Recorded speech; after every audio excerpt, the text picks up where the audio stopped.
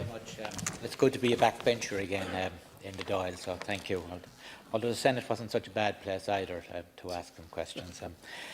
Minister, you've answered a few questions here, and just one or two questions I want to put in first is local authority housing development under the Rebuilding Ireland programme. Are they all back and up and running across the country? Also, the local authorities over the last 10-15 years were buying houses on the open market and buying a house and getting developers to build houses for them. Is there a change in policy there now where the local authorities are getting involved in building local authority houses themselves? And finally, maybe I just want to seek your views. The COVID-19 crisis, will it have effect on house prices across the state, or what are your views on that? Thank you. Thank you, Ken, and thank you, Deputy, for those questions. And you're very welcome in the Dáil Chamber. And I'm sure you don't miss the Shannon, if I could say it. So, I withdraw that remark, Ken Corley, in case it's misinterpreted. No, in relation to local authority housing, not all homes are back on site at the moment. I think at the end of the year, some 6,500 houses were active on sites across the country, and we've about 1,000 now under construction that were opened up just a couple of weeks ago and are near completion. So it's not, no, it's only a proportion, and it was those sites that, through a little bit of work, could get completed, and we could get them tenanted very, very quickly. We hope from the 18th of May to be able to get the other sites back up and running, as long as we can do that in a safe way. Acquisitions are still happening. That is an important part of the programme, because in many parts of the country, the local authority might be able to buy a house for social housing that mightn't otherwise have been bought, or might be derelict, or might be unoccupied. So it's one of those ways in which we try and use every stream available to just increase the basic stock of social housing in this time of crisis. The majority of social housing that we have, I mean, it comes from new builds. And in terms of a breakdown of who's providing those new builds, local authorities do more than housing bodies, though they do a lot, and that's important as well, and do far more than what's coming in under Part 5. And in relation to house prices, they were falling. They were double-digit growth when I took over as Minister. They were then falling towards the end of last year, dramatically enough, actually, in some parts of Dublin where they were very, very high. It's not yet clear what the impact is going to be on the housing market. We're seeing different things at the moment. I think one thing that might impact upon that is the extent to which we think we can get sites open and continue on the very positive track we were on in terms of this increased delivery we were seeing every quarter, every year, big jumps in the number of new homes being built from what was a very low base only a few years ago. So we still need a bit more information and data before we can start to make some informed guesses, I suppose, about where house prices might go. But as well, of course, the CSO compiles the official figures, and they act as a guide to what might happen in the future as well. Thank you.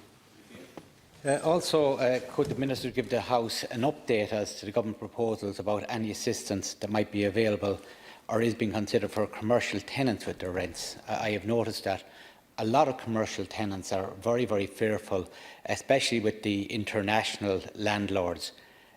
They don't seem to be as forgiving as the local landlords, and they seem to have a bottom line which effectively doesn't take into consideration the COVID-19 crisis and commercial tenants. I know that that could have a huge impact. We've seen the big story of Bewley's having to close its doors this week because of that reason.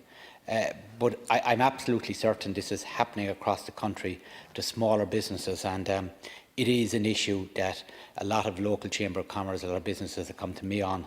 And I did address it with the Minister of Finance a few weeks ago, and he was hoping to meet with some of these international landlords. And I'm just wondering, what exactly can we do? Because you know, we discuss about evictions, and you know, we're talking about a lot of businesses that are trying to get over COVID-19, and they are seriously concerned that these I suppose international landlords won't be listening and won't do anything about their plight. Thank you.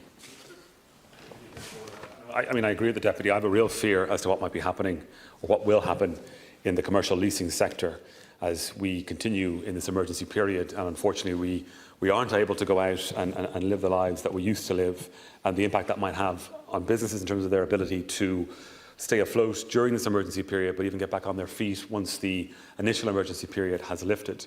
Commercial leases, as you'll know, come under the Minister for Business and Enterprise, and I have discussed this matter with her. It is something that I know she's paying close attention to, because We are trying to do everything we can on the government side to help small businesses on our main streets survive through this emergency period and get back open and get back up on their feet. The rates waiver that I mentioned and the restart fund, which I know she'll have an opportunity to address next week, are a part of that. But rents are also a big part of that as well. And it's very, very disappointing to see some businesses that we know very well having to close because they haven't been able to come to that kind of an agreement with their landlord. You know, this is a time when people are meant to be pulling together, and obviously, if one wants to be successful as a landlord, one needs to have good tenants. It's the same in the residential sector as it is in the commercial sector, and agreements should be able to be reached at. But we're doing everything that we can in terms of different funding streams for small businesses at the moment. And again, the rates part is one that does fall under my department, and I think it has been well received. But we are keeping an eye on it to make sure that, as it needs to continue, it will continue, and local authorities won't be short any funding as a result. Thank you. Thank you, Minister. I have one last issue, and it's an issue that's been going on for the last 10 or 12 years. When I got involved in the local authority, in Roscommon especially, one-off housing was a lot easier to achieve in bad land that's in Roscommon. And my constituents now are Roscommon and Leitrim, Sligo and South Donegal. There is an issue regarding one-off housing, and we've been to Brussels trying to get it resolved. And my local colleague on the council in North Leitrim, Councillor Sean McDermott, has been very to the fore of this situation. And effectively, the EPA completed a public consultation and considered submissions. And I'm just wondering, is there any update on the code of practice on one-off wastewater treatment systems? Look, if we want to stabilise the population or the rural communities, and especially what's happening with COVID-19 now, a lot of people are working from home.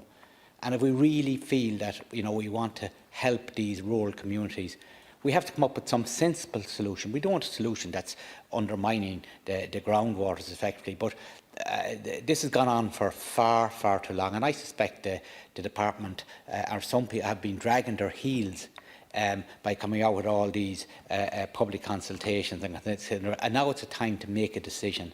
And again, the solutions are out there. A lot of them are very exorbitant. They cost maybe 50,000. And anybody building a house next door to their parents' house in rural areas, which the ground might be so good, but effectively it's cost effective if they can get in a reasonable one-off system. I just wonder what your views on that. Thank you, Councillor Corlin, and thank you, Deputy, for those follow-up questions. So I think, there are opportunities now to open up parts of the country that we feared might have been closed forever. Those opportunities are not because of the emergency alone. In the national planning framework that we agreed, it was exactly around that spatial planning and getting people back to parts of the country that we did fear were in decline and were in decline. The broadband plan that we brought forward was very much a part of that, connecting every part of the country so that every child in the country could have the same opportunities regardless of where they lived. And now, I think in the COVID-19 emergency, I think people are reflecting on some of the choices that they've made. Before that, even in the general election, people were talking about quality of life issues and the time it took to get from where they live to where they work. With the new focus on remote working, it's again another opportunity to look at these things. So we absolutely want to make sure that things around wastewater or clean water or planning guidelines don't get in the way of that. But at the same time, we have to make sure that we develop in a responsible way. And I know the Deputy isn't inferring that we might do it irresponsibly. He's absolutely right that there are guidelines in place.